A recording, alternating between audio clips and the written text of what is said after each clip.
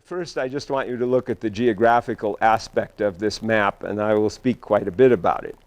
Another stereotype, though, which I'm going to phase in here, is the Arabian Bedouin stereotype, which I already mentioned.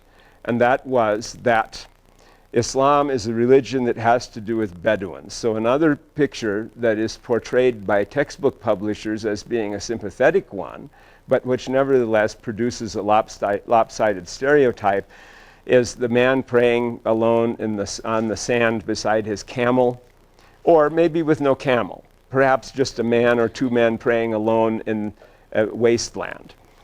And you have anyway, this image of Bedouinism that exists.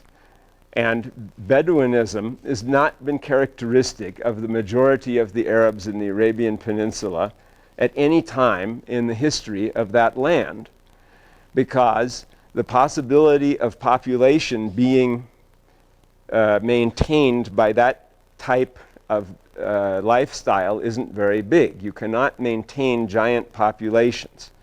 However, it seems that the pastoral lifestyle, for some reason, and this is actually completely unfathomable why this should be true historically, but it seems the pastoral lifestyle is somewhat healthy. It appears to be healthier than the lifestyle of the settled people in pre-modern medicine times.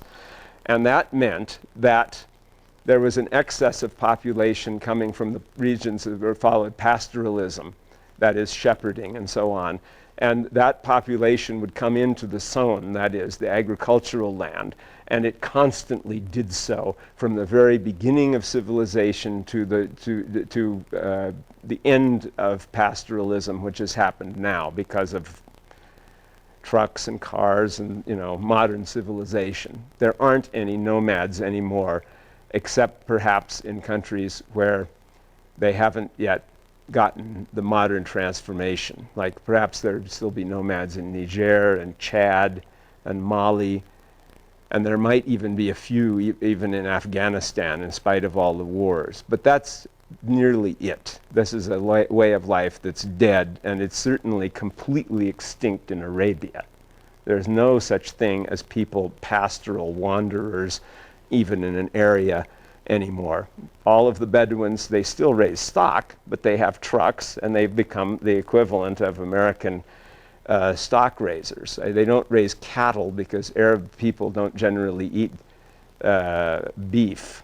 They raise very little of that, but they have sheep and so on, and camels too. There are still some camels, but in Arabia. So